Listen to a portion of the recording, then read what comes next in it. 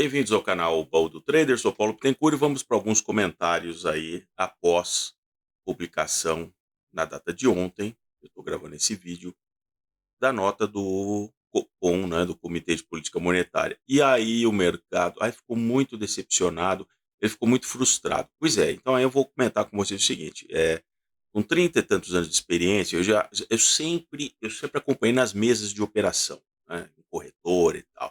O pessoal, assim, estuda pouco, lê pouco, e eles gostam muito de manchete de jornal. Então aí quando abre o mercado, eles estão tudo lendo manchete de jornal, e um fala com o outro e tal. Então as manchetes dos jornais, dos principais jornais, na coluna econômica de hoje, falava, não, mas foi uma frustração, o Banco Central pegou pesado, ai não, porque não sei o quê. Aí o cara começa a falar com os clientes que ligam para ele, aquelas sardinhas que ficam ligando, o que está acontecendo? Por que a bolsa está caindo um e-mail? Aí o cara fala, não, porque foi essa questão do Copom, porque realmente houve uma frustração. Bom, eles criaram, muito interessante, uma coisa autoinduzida. Eles criaram a própria frustração. Criaram a própria frustração. Porque em nenhum momento. Aqui eu tenho uma coleção, ó, eu vou colecionando toda a reunião do Copom, eu vou colecionando as notas e depois as atas, tá vendo? Então, em nenhuma dessas notas aqui, nas reuniões deste ano, por exemplo, se a gente pegar só do ano de 2023, em nenhum momento eles dizem quando que eles vão começar a baixar a taxa Selic. Eles sempre estão dizendo que eles estão cautelosos. Eles dizem assim, a projeção de inflação do Copom em seu cenário de referência situa-se em 5% para 2023 e 3,4% em 2024. As projeções para a inflação de preços administrados são de 9% em 2023 e 4,6% em 2024.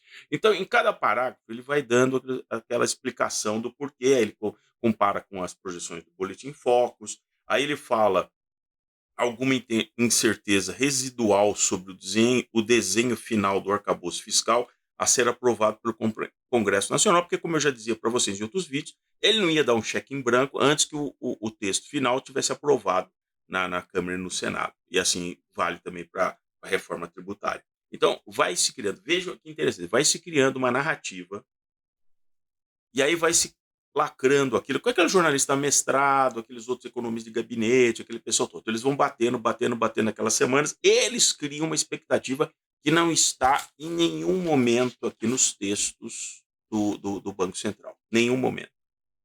Aí quando chega na decisão de ontem, que ele mantém uma coisa austera, que ele diz assim, a conjuntura atual caracterizada por um estágio do progresso desinflacionário que tende a ser mais lento e por expectativas de inflação desancorada segue demandando cautela e parcimônia.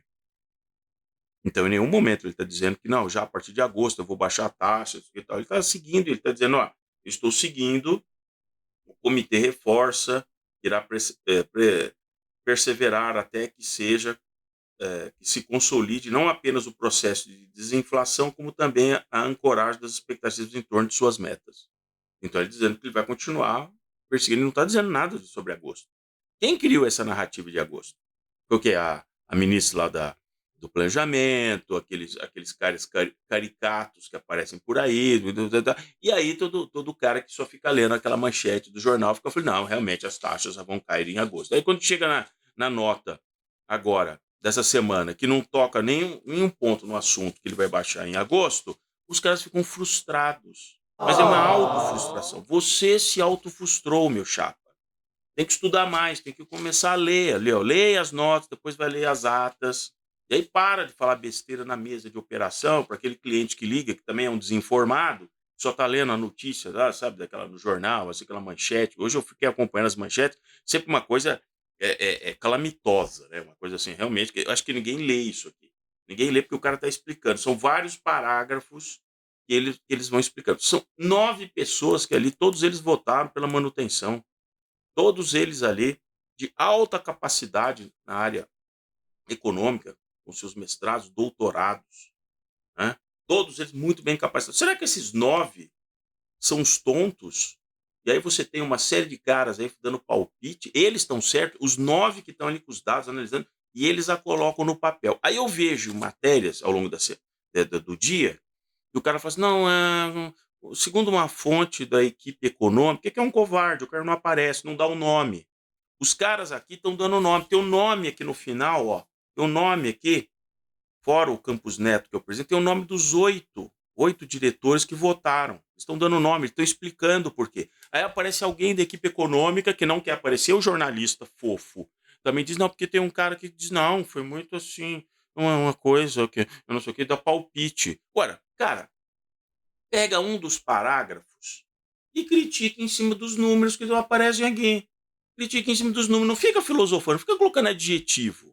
Não, porque vocês estão desconectados com a realidade, por isso que tal. Vocês já perceberam que o cara que critica as decisões lá do Banco Central, ele não vai objetivamente nenhum ponto do que. O cara passa 2 dias numa reunião, eles produzem uma nota, depois vai ter a ata, que é na semana seguinte, e ninguém tem coragem de criticar objetivamente o parágrafo.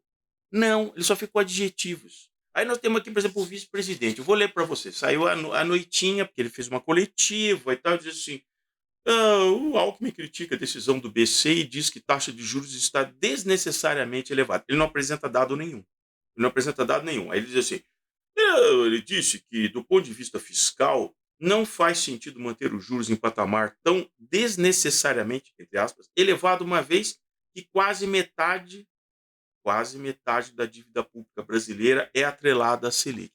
Eu acho que o vice-presidente está pessimamente assessorado.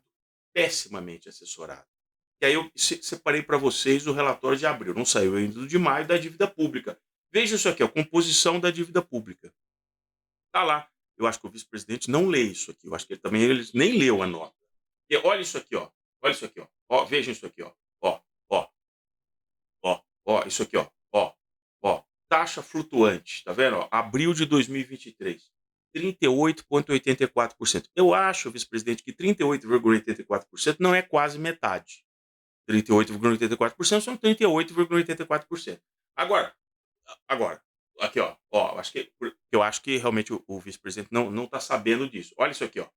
Índice de preços, são as NTNBs, IPCA mais um cupom de juros.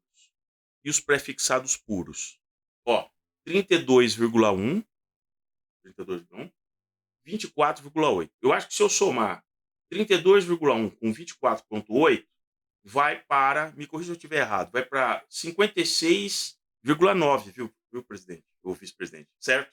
Eu acho que então, fora os títulos de taxa flutuante, que são 38 e tal, se eu somar, dá praticamente 57% de títulos que tenho prefixado. Então, não é verdade. Não é verdade o que está escrito, o que ele diz aqui, ó. Mas tem outro impacto, que do ponto de vista fiscal, porque quase metade da dívida brasileira é selicada. Não é verdade. É fake. Fake. E eu provo isso com o relatório do próprio Tesouro Nacional. É só 38,8%. A proporção de coisas que tem prefixado é quase 57%. E aí vem o vice-presidente para dizer uma besteira dessa. Vocês entendem como é que funciona um negócio desse? Vocês entendem? Né? Aí para terminar, olha isso aqui, ó, a respeito do presidente do Banco Central, que o jornalista fica provocando. Entretanto, o vice-presidente lembrou que o mesmo BC, em 2020, com inflação de 4%, tinha Selic de 2%. Acho que ele esqueceu que em 2020 a gente teve a maior pandemia em 100 anos, né? E todo mundo teve que jogar, os Estados Unidos jogaram o juros para zero e tal, o Brasil, sabe, aquela questão toda e tal. O cara quer comparar banana com abacate. Ele tá pegando um negócio de 2020 e tá jogando na conta e tal. Não dá. Realmente, pessoal, realmente não dá para levar a sério, né?